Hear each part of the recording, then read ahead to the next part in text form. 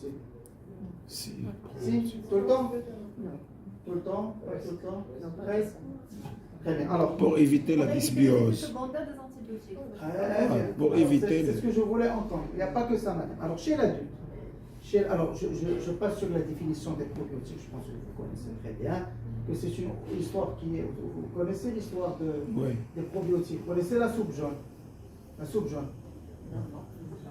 La soupe jaune, vous ne connaissez pas. En fait, c'est les premières transplantations fécales ont donné les selles des grands guerriers chinois aux patients qui étaient fatigués.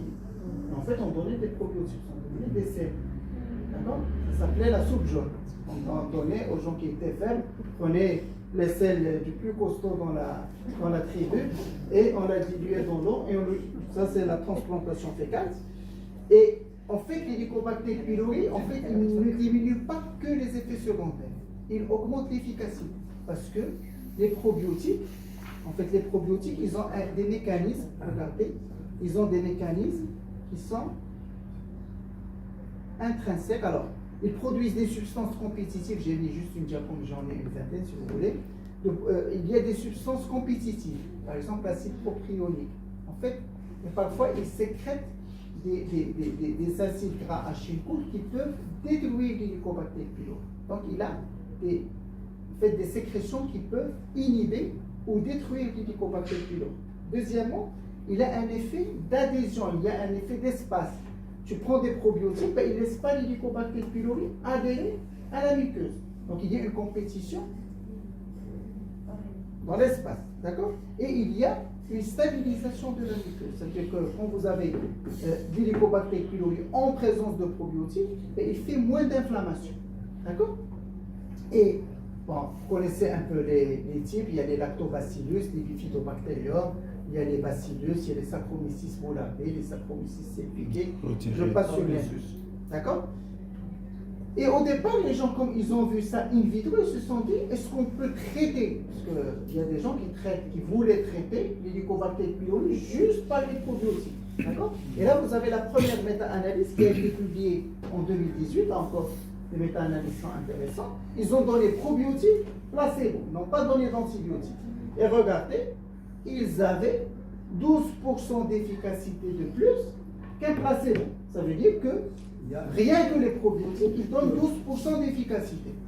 12% c'est rien par rapport à 75% ou 80% qui était au départ comme taux d'efficacité par antibiotique. Les gens, qu'est-ce qu'ils se sont dit? On met les deux. D'accord? On met les deux. Un, on sait que les probiotiques diminuent la diarrhée post-antibiotique de 50%. De deux, il y a cette méta-analyse où on a pu avoir 12% additionnel. D'accord?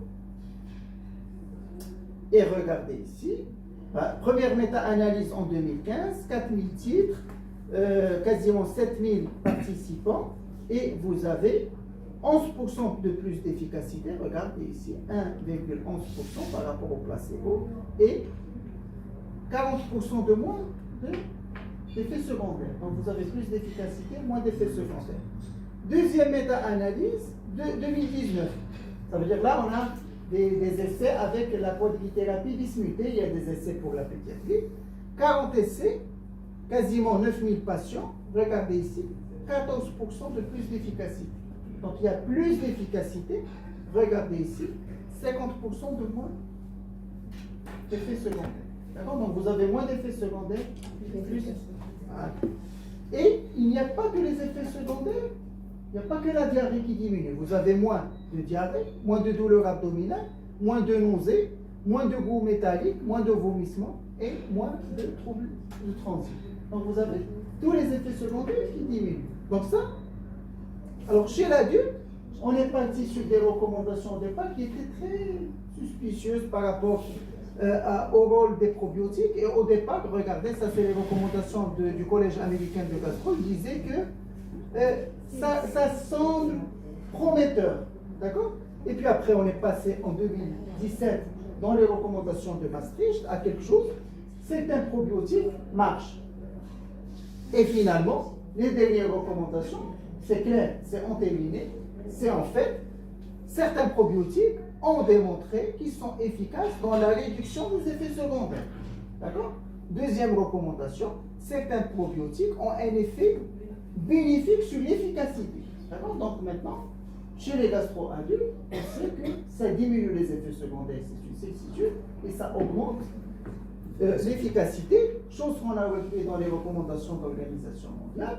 En fait, on recommande la prise de probiotiques de façon systématique avec le traitement d'éradication du Mycobacter pylori, parce qu'au moins, il y a une diminution des effets secondaires, et par le biais de diminution des effets secondaires, il n'y a pas d'arrêt de traitement. Et donc, il y a plus de compliance.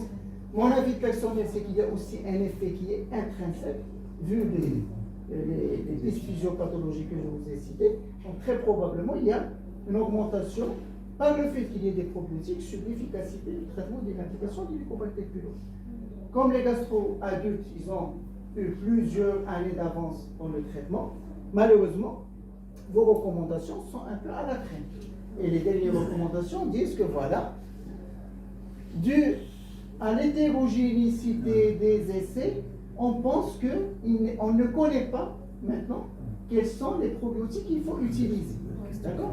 Mais très probablement, vous allez suivre le même cheminement. C'est prometteur, c'est utile, c'est certain que ça agit. Mais donc, si vous avez quelqu'un à traiter, il n'est pas criminel de rajouter un traitement probiotique parce que vous allez diminuer au moins les effets secondaires digestifs. Maintenant, sur l'efficacité, moi je suis sûr et certain que dans quelques années, vous allez voir que les recommandations vont shifter vers des recommandations de gastro-adultes. Parce qu'il y a souvent, en fait, pour donner une recommandation, il faut des études, il faut une méta-analyse pour établir une recommandation. Et je pense que c'était ma dernière diapositive. Alors, ce qu'on donne, c'est, alors chez l'adulte, ce qu'on fait, c'est qu'on donne au moins 2 semaines. Donc, au moins 2 semaines, qu'est-ce qu'on fait?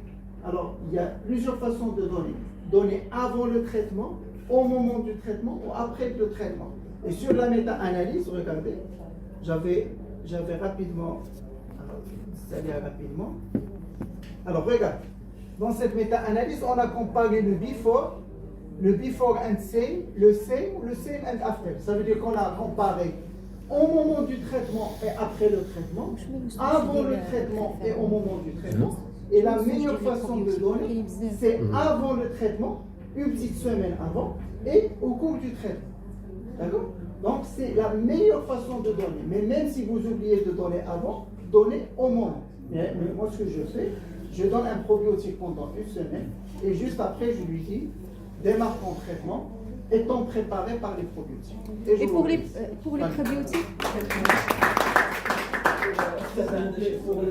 Deux questions. Pour les perspectives d'avenir, est-ce qu'il y a des recherches dans le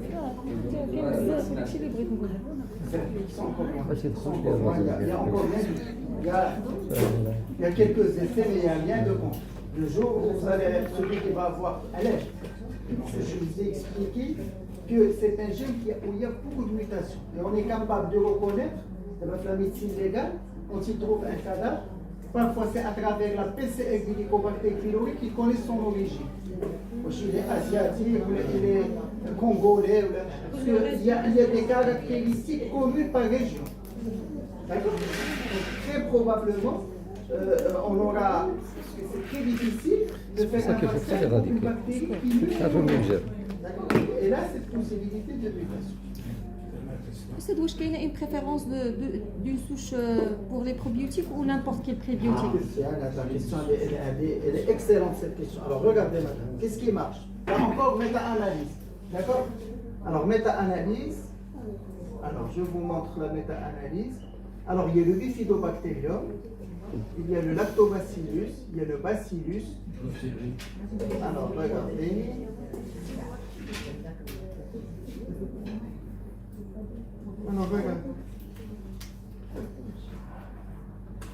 Alors, la méta-analyse de 2015, elle nous donne ce qui marche. Alors, il y a la famille Lactobacillus, Bifidobacterium, Streptococcus, Saccharomyces et Bacillus. D'accord? Enterococcus. Alors, tout cela marche. D'accord? Sur le pédialogue, il est positif. Donc, on sait que ces germes-là, ces souches-là marchent très bien. D'accord? Lactobacillus, Bifidobacterium, Streptococcus, Saccharomyces, Bacillus clausi que vous connaissez très bien en pédiatrie, et l'Enterococcus. D'accord? Donc vous pouvez utiliser. Vous connaissez le Bacillus clausi? Ouais. Moi je l'utilise chez l'adulte. Pour vous dire, ça marche bien. Surtout les bifidobacterium, lactobacillus Vous ou pouvez mettre ce que vous voulez. rhamnosus. Alors, Rhamnosus. écoutez, il y a le Rotary, il y a le Rhamnosus, d'accord, le Bifidobacterium rhamnosus. Et Walid, la recommandation, donc avec les galophokhales, pour l'instant, on ne sait pas. Alors, pour les probiotiques, tout ce qui se rapporte aux probiotiques. Pour l'instant, on n'est pas vraiment au top. Là. Pour la gastro, on a des indications claires. Et moi, je sais. Donc, les spécialités, et des spécialités dans la gastro, c'est là où il y a le maximum d'évidence. Parce que le microbiote, il est intestinal. Donc, les gastro, au départ, ils ont commencé à faire des essais. Donc, pour le syndrome de l'intestin irritable, probiotique, c'est une évidence scientifique. Les probiotiques marchent sur le syndrome de l'intestin irritable. Deuxième indication, c'est l'éradication du Helicobacter pylori. Ça marche. Plus d'efficacité, moins d'effets secondaires. Les autres spécialités, l'asthme, l'urticaire, les maladies cardiovasculaires, on pense que ça marche, mais on n'est pas. Parce que le microbiote fait 2000 souches. Il faut que tu tombes sur les souches qui marchent. D'accord? Alors, comme en gastro, les gens ont commencé un peu tôt, ils ont le résultat un peu plus tôt. Mais finalement, en pédiatrie, ils vont essayer les mêmes souches et ils vont voir est-ce que ça marche ou pas. Il y a déjà 2 méta-analyses. Le problème, moi j'ai vu les méta-analyses dans le détail, il y a une hétérogénéité des résultats. C'est-à-dire que tu as des études qui te disent que c'est quasiment délétère de donner des probiotiques, alors que d'autres essais disent que c'est très bon. Donc quand il y a une disparité très large des résultats, on ne prend pas en considération une méta-analyse. Voilà. Merci.